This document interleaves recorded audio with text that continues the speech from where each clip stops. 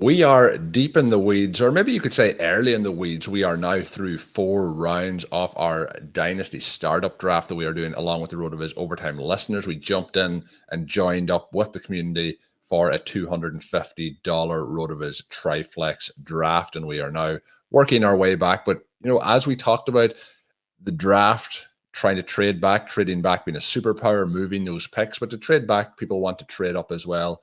Shawn, so far through those 4 rounds, we haven't even completed 4 rounds. We're at the 412 as we record this one.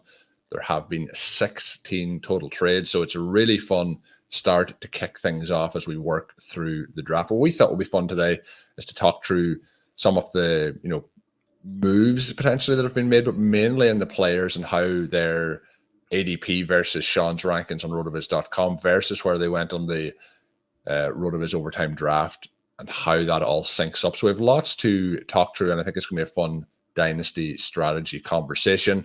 Myself and Shawn haven't got to talk for a couple of days. My brother got married over the weekend. I had best man duties to take care of. So we did have some drafts that we recorded that we pushed out over the last couple of days, but we are back now in the driver's seat looking ahead to the NFL season. And Shawn, I haven't mentioned this on the podcast yet, but the NFL season is on the horizon, but baby number 2 in the Kelly household is in the very clear vision at this particular point, due just the before NFL week 2. So things are moving quick. So that is pretty exciting here as well, Shawn. So lots of moving parts as we get ready to record this one.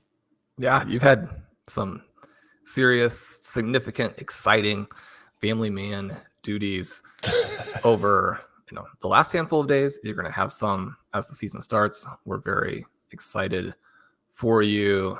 And that second little one, you're definitely in my thoughts always with that. And again, very exciting to have it coming up. Colm, I took advantage of your absence or your inability to monitor all of my moves to make a trade up so we could commit a massive reach. I'm going to edit the part out that Shawn said. I'm going to blank that voice out, and I'm going to let people guess who that player that we had the massive reach for. We will go and reveal that later in the show, Shawn. I'm sure people are.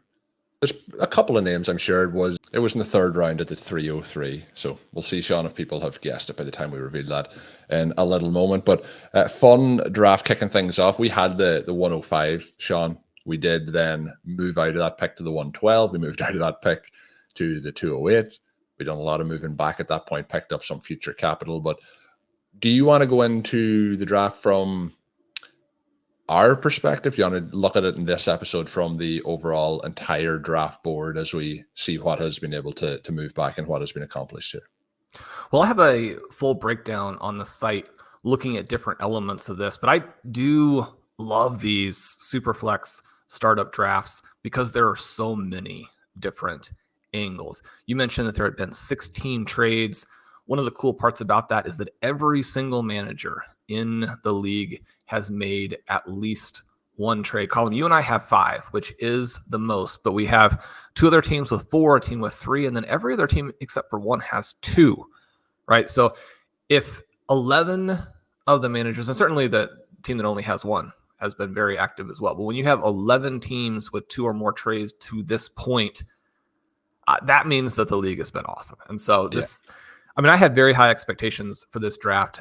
The actual event has still blown those away. And as you mentioned, in order to move down, you have to have corresponding interest from someone moving up. And that's been the fascinating part of this draft, is that we've had a really good mix. And I was, the only tiny concern that I had was that it would be difficult to trade if everyone's trying to move down. But I was hopeful, and we even talked about this a little bit, that if you're wanting to move up, this is going to be a great. If you're wanting to move up and you're an OT listener, this is going to be a great draft to get yourself in. And so, really, what we've had to this point are 4 teams that have been focused on moving up, 3 teams that have been focused on moving down, and one of those is the team that has only made 1 trade. So that doesn't necessarily completely define what their approach to the entire draft is, obviously. But then we've had 5 teams that have made trades in both directions. And obviously that includes us, since again, we made a big trade up in order to make a massive reach. Our other 4 trades have been back, as you mentioned, and that started with the 105.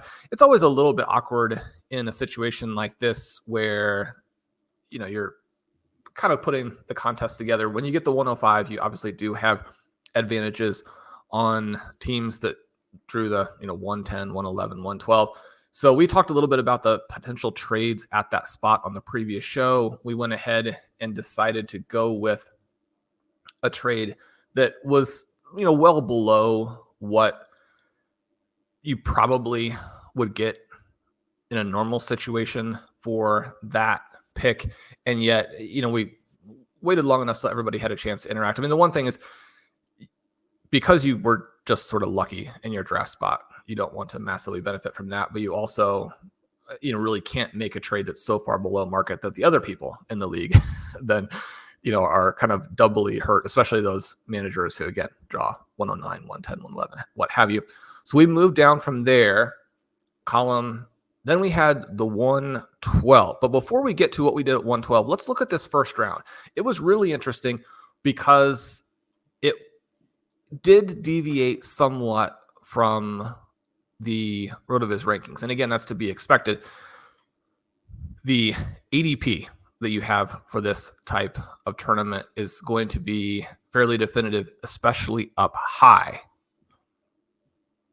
And just before we get to that, Shawn, one of the things I wanted to highlight that I maybe hadn't anticipated as much in the trading up aspect when we were planning this and when we started it off. Obviously, there's, the apprehension that everyone who's drafting against us is like logged into rotoviz.com, checking your site. They obviously know the ADP from using the tools on the site. But how we're talking about, like we do a lot of talking about trading back. But one of the things that everyone else in this draft also knows is they're basically playing off your draft board. And that means that then in those situations that, you need to be aggressive if you want to get those guys. So you have to make them move. So it's in a way almost pushing people into making them trade ups, because if they don't trade up, they know that the time is running out to get that player. And myself and yourself actually had a similar conversation before recording this about the 412 and, should we move up? And we're only picking in 5 picks time, but we're kind of thinking, is that enough? And that player that we're looking at would be like still, round and a half, 2 rounds ahead of their current ADP. So I think that aspect has actually made this draft really fun, that everyone is kind of playing, I don't know, double bluff or like 2 games of chess at the same time, trying to get value, but also trying to make sure they get their guys. And so it has been interesting, because what we do tend to find is that it's the most sensational players. And I say that sort of from the perspective of multiple meanings. The sensation in terms of hype, and then the sensation in terms of, hoping these guys are actually sensational on the field, where those guys have been pulled up, players that we've talked about a lot, players that I have ranked way ahead of ADP. Otherwise, and especially again through the first 2 rounds, what we saw was ADP being pretty definitive, and that includes having QBs in the first round, especially, and including 3 guys that I have sort of buried in the rankings. Now, one of the things that's interesting about this, and one of the things I do want to mention, is that I will use input from the way folks have drafted in this league to think through the rankings, think through how I want to look at things, because we're getting a really good mix of drafters who are bringing, listening experience, but also their own experience playing. In many cases, their experience with the news that has been coming out over the last week, their experience with other fantasy experts that they love. And so all of that together, I think, is pretty illuminating. One of the things that I have charted, just again for myself out of interest, are players who went above both ADP and my rankings, and players who fell below both ADP and my rankings. Mostly, again, that's just going to be interest, because it's the unique mix of the 12 managers in the league that create that dynamic. But you look at the very top, and ADP has Josh Allen number 1. I have CJ Stroud number 1. Patrick Mahomes goes number 1. And that's one where when we're talking about the top 4 picks, I don't think anybody is going to have too much in the way of at least strong disagreement there. When you're looking at Patrick Mahomes, when you think of the upside seasons that he has had, when you think about how he will likely age, and now you give him these weapons, right? You have Xavier Worthy and Marquise Brown joining what was an emergent Rashee Rice last year. Having him go at the top, I don't think is any surprise. We do get Stroud at number 2. That creates a great value on Josh Allen at number 3. And then Jalen Hurts at 4. So the first 4 picks, I think those are somewhat locked in. Then what we had was the trade that you and I made. We moved down to the 112. That manager comes up to the 105 and takes Caleb Williams. That is a pick that is above both ADP and my rankings. I actually have him ranked higher than ADP. I think this is a pretty fun move because when you think about Caleb Williams and what he's likely to do, when you have the hybrid ability, although it's not going to be hybrid ability to the level of a Josh Allen or a Jalen Hurts. But one thing that we should keep in mind is that beyond the rushing yardage, which I think Williams is going to obviously add some, he's a guy I like to consistently score touchdowns. Now, there may be some seasons where they're a little bit lower. You're probably never going to get a 15 touchdown season like we just got from Allen or Hurts, but those touchdowns are going to matter. So you have the hybrid value, and then you have this elite 3 receiver group. And this drafter also took Rome Odunze fairly early in the draft. So if you're a believer in that combination, especially because Odunze would be the guy, beyond the 2 veteran stars who really supercharges this, I like that. So if you're going to make a pick that is above rankings and ADP, again, in the first round, all of these guys are obviously exciting and valuable, but that is a fantastic selection in part because you don't have to squint very hard at all to see Caleb Williams as the 101 when drafts are taking place next year. Colm, you like Caleb Williams at that spot? I think it's a very fair pick, and he was somebody who was in conversation for us if we hadn't have moved back. Kind of him, Chase, Lamb. There's a lot of interesting potential candidates at that spot. But if you are going for a quarterback, I think having him paired pretty close to that tier at the top is very fair. The difference, obviously, between the tier at the top and Williams is coming in as a rookie this year with a lot of potential, but you do have the situation where the other 4 guys that go at quarterback are all players who have done it at least for one season in CJ Stroud's case, but in the rest of those guys, there's quite a lot of track record with them. So Williams fits in really well. He's a sort of player who, depending on how that rookie season goes into that top group of players like a CJ Stroud, or potentially starts to move down the rankings and move down ADP slightly, but at the moment still very optimistic about his outlook with what they have done. It may not work out, but what the Bears have done with their first their first overall pick, I think is a lot to be commended on. The Bears are an organization, as a Packers fan, that I've looked at for many years and thought they were run really poorly, but I do think that they're really stepping in the right direction with the offensive moves around a young quarterback like they have. So we were pretty close, Shawn, and potentially taking him ourselves. And you mentioned that the move back that we did go ahead and make then was for less than maybe if we were in a different draft that we would have took. Part of that, Shawn, were we being good hosts? Were we trying to create that trading environment? I guess we'll never know, but we did move back. But the next player then that did go was CD Lamb. Then we do have 2 players, though, in the next kind of 5 picks prior to where we had the opportunity then to make a pick or move back again at the 112. We had Anthony Richardson. He went at the 7th pick, and then we had Jamar Chase, Justin Jefferson, Lamar Jackson, and Marvin Harrison was another player above both ADP and rankings. The one I was kind of surprised in this was Justin Jefferson, who went, while it was just below, but I expected him to at least worse go at ADP. He went at the 9th pick, but Harrison, Shawn, somebody who was above both of those in this particular format, and then that was one that kind of left us to be back on the clock. But the thing I liked while it wouldn't be a player that I was going to take at that spot off the draft, and Anthony Richardson at the 7th spot, the thing I really did like about that from the drafter who did select him was that even in your rankings, he's somebody who's, for you going at the 2-3 turn, there's obviously his ADP then to factor in, which is higher than that. But I do like players taking stands on players they like rather than, just following what is, for example, on the website. So Richardson was probably one of the highest moves forward in terms of from your rankings to a player drafted in those opening 2 rounds. Was that one that you were surprised by, or you're probably in the same boat? Like seeing people getting the guy that they want to get at that particular point. Yeah, I don't think it was surprising at all, outside of just different managers are going to have different preferences in the first round. One of the things that was kind of cool after that is that Chase and Jefferson go to the same drafter, and in order to get the 108 after making the 107 pick, that was a trade where it was the 108 and the 708 for the 204, the 604, and then a 2nd and a 4th.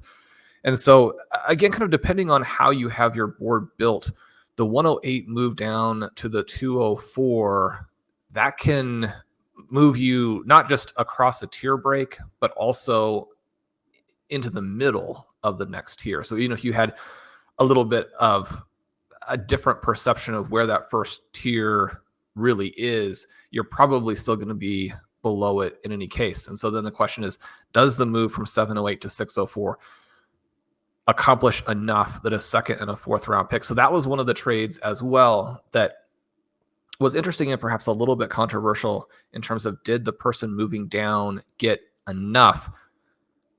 My feeling on whether or not you got enough was whether or not you accomplished your objectives, and whether having that increased optionality does for you, what you need. Because one of the things you can then do is move down again, which that 204 was retraded in a trade of the 204 and the 1108 for the 206 and the 1006. So now you've used it again in a range where it probably doesn't represent a tier break. And again, what did you get to move down those 2 picks? Only 1 round in 10 and 11. But all of those little things together, I do think matter. And they allow you to not be under as much pressure when you get to that range. And that 10-11, especially in this draft, but even overall, you look at ADP, there are going to be viable starting quarterbacks there. And so if you move up enough to get the QB as opposed to having to reach, that part I think is interesting. And what happens here is that the 204 ends up becoming Jordan Love, which I think is a really strong pick. Yeah. The picks of the 201 and the 205, I maybe a little, not more skeptical of, but Joe Burrow, Justin Herbert, I think are foundation picks from the perspective of that is going to anchor you to a certain level of competence for a long time. Are those guys going to put up too many league winning seasons for what the price is?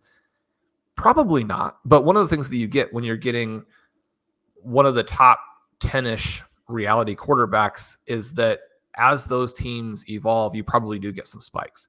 So you could argue that giving up the 204 as well is maybe problematic, but the pick ends up being Malik Neighbors. And so instead of drafting Justin Jefferson, who has these quarterback issues at this point, you get Malik Neighbors, and you're saying, well, there are going to be some quarterback issues as well there. And yet if there is a guy who can move into that group, I think even more so potentially than a Marvin Harrison, and someone who's going to be given a lot of room to grow and to make mistakes. You think about, how do these picks hold value? And a Malik Neighbors is a guy who doesn't even need to do that much as a rookie, in part because he's looked at as having a tiny little bit of developmental aspect to his game, and then in part because of the quarterback situation. He's somebody It's almost a built-in excuse for if the season doesn't go perfect, it's Daniel Jones's fault. Exactly. So he's almost certainly not going to move down much. And as a result, that team ends up with Justin Herbert, Malik Neighbors as their first 2 picks, a fantastic 1-2 start, and they've built in flexibility and optionality for the future. But moving back to this original discussion of the 107, Richardson is somebody who is going to move up in my rankings. He won't move all the way up to 7. But one of the things that Ben and I discussed this week on Stealing Bananas, and you'll want to look out for that, was the training camp that the Colts are having, how just ridiculous Josh Downs has been. And when you think about Richardson and the coaching staff that he has had, and now what they have surrounded him with, and you contrast that with Justin Fields, the coaches that he had, and what they surrounded him with early, the Colts are potentially now to a spot where they have one of the best 6 or 7 wide receiver groups in all of football. You still have to be able to pass at some minimal level. Zach Wilson has very convincingly demonstrated that. And yet, I mean, Garrett Wilson was able to get enough done to still be, a second-round startup pick in this particular draft. When you see the comment add Richardson's, about the Malik Neighbors comment, none of that was put on Wilson. When you get the ridiculous rushing upside, and again, Colm, I've floated the idea that Anthony Richardson could rush for 1,000 yards and 25 touchdowns. If you do that, he could break all the records. If you do that with 3 elite receivers, I mean, this pick is low. I mean, Anthony Richardson is a guy where, despite the things that we have noted, which are just reality, right? They're data points demonstrating how his passing numbers have come in dramatically below the thresholds that normally work in translating to the NFL. This is a young player, dealt with injuries last season, has athleticism that is unmatched, demonstrated last year that is going to translate as a runner, is in a good system with probably an elite head coach / play caller, and you've got these weapons around him. And if the offense is having success, they will probably play fast. Right? That's one of the things that Ben and I have also gone into some detail on in Stealing Bananas, where our concern would be that if those things are not functioning, they could be a lot slower than people are expecting. But the great thing with Anthony Richardson is that barring an injury, you're going to get points because of the rushing. And then you have that potential upside of next year being the 101. So both of these picks that are aggressive with young QBs in Williams and Richardson, the path to them paying that off is easy to understand, clear to see. When drafters bet on that, I think, more credit to them. Yeah, and we're talking about CJ Stroud, and he's your 101 by your rankings, but Richardson, without an injury, and that's the concern of it without the injury, but the rushing ability alone does, over the course of the season, put him into that top tier of quarterbacks. So as you said, we could be looking back in 12 months, and this feels, very low. And I do think that in terms of the Russian quarterback upside, he could lead the way in that Lamar Jackson style, just from a Russian perspective, and potentially break some of those NFL records and fantasy records for Russian QB points. But the other part of that, Shawn, just to look at a team that I think there's some very interesting teams so far that look very strong, but the drafter that did take Anthony Richardson also paired him with Jordan Love, Christian McCaffrey, Jonathan Taylor, and Tyreek Hill. So he's got 2 very young quarterbacks paired with some veteran non-QB talent. And again, you can attack this format in a multitude of ways. So an interesting start from the Good Boys team there. And as we move through the rest of the second round, Shawn, and look through it, players then kind of went in that range of where you would expect them to go, barring the last pick of the round, which was, there was a couple of picks. There was 3 picks that were both below the rankings and ADP. And there are 3 names that, to be honest, I was very surprised that they all went below ADP. One of them, your 9th ranked player overall, your quarterback 6, and Jayden Daniels, who was the player that we eventually did draft in the second round, getting him at the 208. The other players then were Garrett Wilson, who went 210, and Jahmyr Gibbs, who went 212.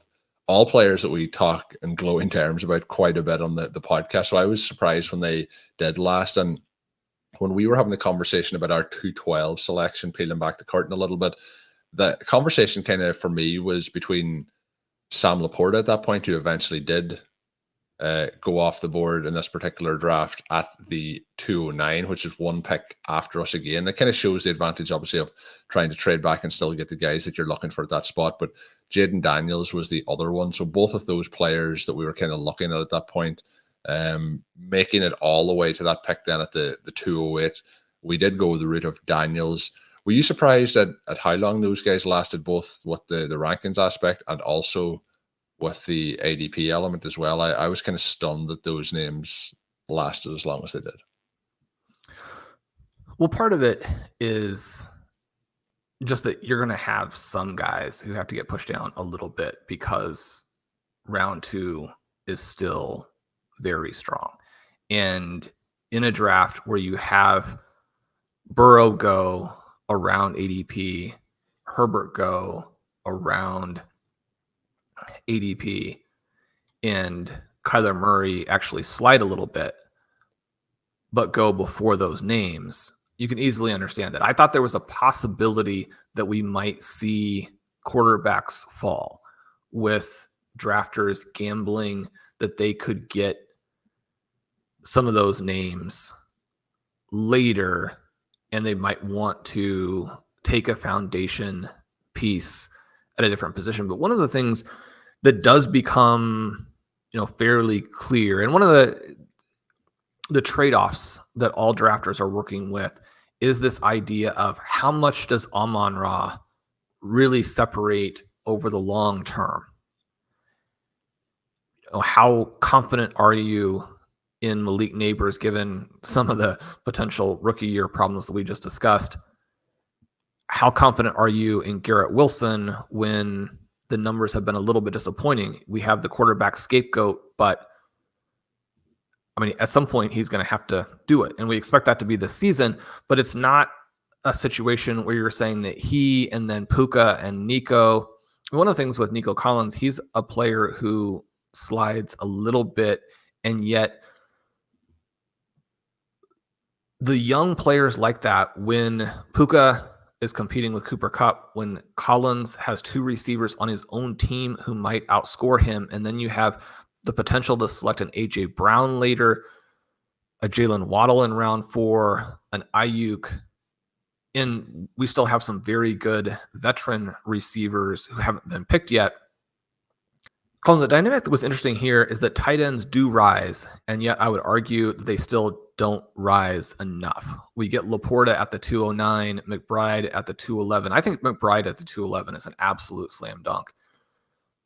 And yet that's still well above ADP, where despite drafters very clearly understanding how this works in all of the best ball tournaments. And if you look at the BBT, for example, you have 4 tight ends in round 2. When you're looking at the youth of a Laporta, a McBride, a Kincaid, a Bowers, a Pitts, those prices in ADP are broken. I was looking at my rankings, and partly my rankings reflect ADP and where you need to go to get these guys. But I would say that I have Kincaid and Pitts ranked below right now where they probably should go. Now, part of that is that there is this tier of receiver in this range of London, Brown, Hill, Flowers, Waddle that's very interesting, right? Yeah. So those, again, are some of the contrasts that we're dealing with. Probably the most exciting point of the draft, though, was when we got up with the 208 and Jayden Daniels hadn't gone. He's a risky pick. And yet he would be the other name kind of in that trio of Caleb Williams, Anthony Richardson, and then Daniels, where I do think he could be the 101 next year. I think he could be the highest scoring quarterback in the NFL this year. He could also be someone who, I don't think he's going to lose value. That's the other reason why I like this pick. I think he can have a bad year since they have a poor coordinator. They have questionable talent around him. Again, those are going to be reasons too why he did make it to this spot. People are not as confident in his situation as they are with Caleb Williams and Anthony Richardson. But Jayden Daniels, everything that we know about what he did last season, and including when we brought on our college football experts like Travis May, are talking about him as basically a passing version of Lamar Jackson. It's the reason I have him ranked in the first round.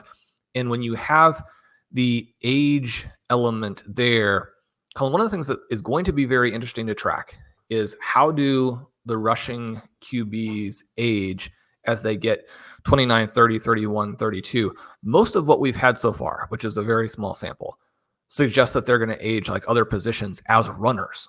And then you go back to, can they support themselves as passers, both to be good reality quarterbacks and to be fantasy difference makers? That's one of the reasons why I have Lamar Jackson ranked well down, despite the fact that, I mean, he's one of the strong contenders to be the highest scorer this year. So when you look through how that's going to work, if you make a pick when you're saying that, are you looking at them a bit like, it might be an more intense point scoring run, but that the run's going to be over by their 28, rather than looking at a Patrick Mahomes who is in that age profile already, but we're thinking like he's playing till he's 38 or beyond. Yeah, it would be easy to see Patrick Mahomes giving you a full decade and maybe decade plus of high-end QB scoring to where he's in the top 5 QBs almost every single season.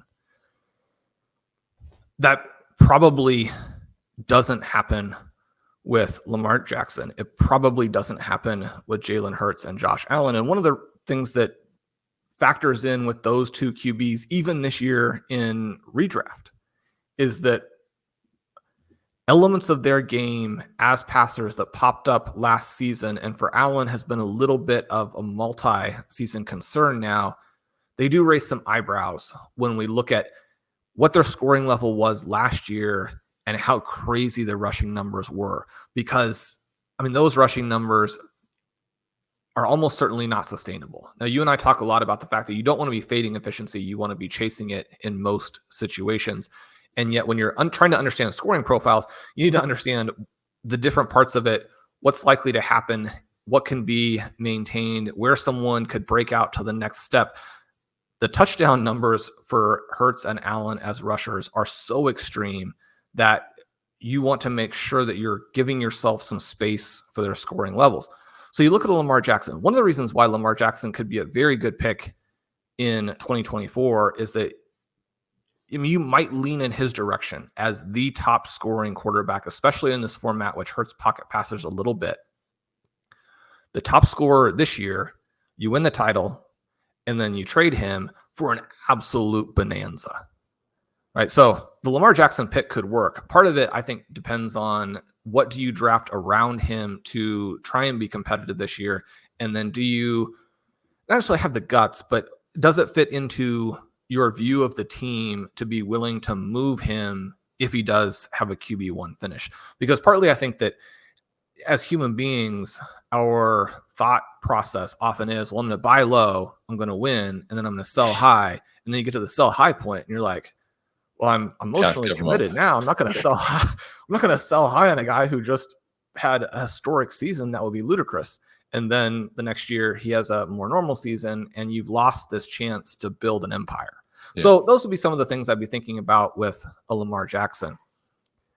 As you mentioned, we do get Laporta, we do get McBride at the end of round 2. And the first 2 rounds here, I think, are very tight. And again, it just Colm a lot of fun. One of the things as I was charting through these teams, we talked about how we have a nice mix of teams in terms of what looks to be happening for managers going for it or taking the long view or taking a hybrid path.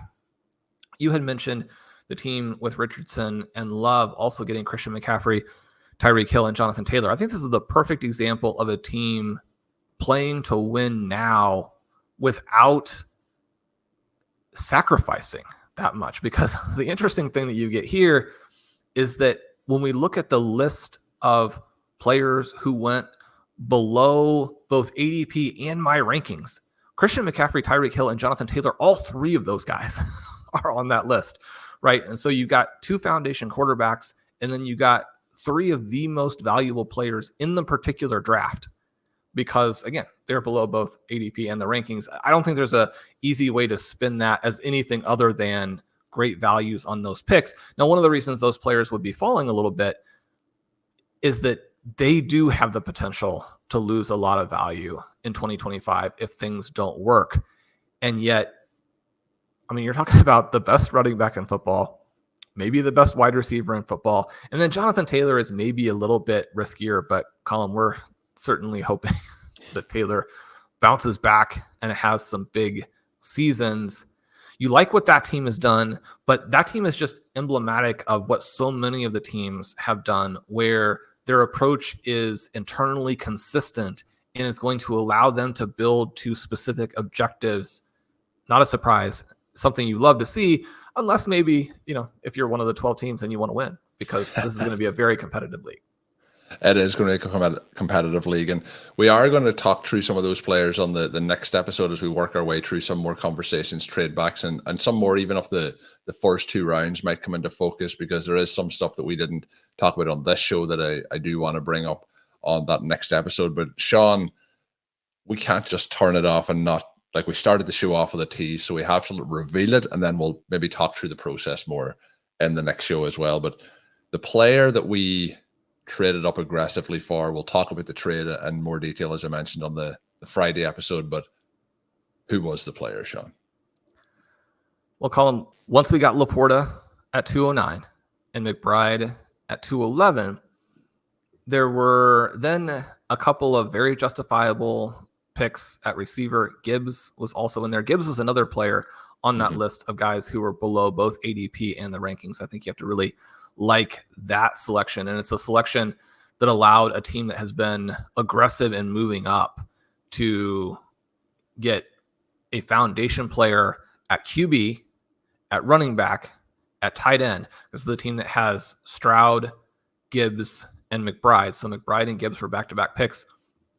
And then they have Collins, Dell, and Worthy. So it's a huge bet, obviously, there on the Texans. We certainly subscribe to what they are doing, or the potential for this Texans team to be like the 2013 Broncos. It's also one where I think the downsides are pretty limited, since you're not just betting on that potential season in 2024, right? It could be 2025, 6, 7, what have you. We think those players are going to be dominant over the long run. But we move into early round 3, and we do start to receive some trade offers and trade messages of, he's going to go. Is there anyone you want? He's going to go. So we did allow, he was going to definitely go with the 304, if not the 303. So if we don't make the move, we don't get our guy, we do trade up to the 303. We do take Brock Bowers. Colm, I have him ranked in the middle of the second round. We'll see, right? This looks like the greatest tight end prospect ever. We know that until you play NFL snaps, you don't know for sure. And the quarterback play could be bad. So this is like the Malik Neighbors pick, where you just hope that you're not getting Zach Wilson level play. Yeah, so we will talk more about Brock Bowers in the next show. But I did enjoy the kind of trade messages, and they were kind of like, we don't want to like blackmail you, but if you want him, you got to make the trade.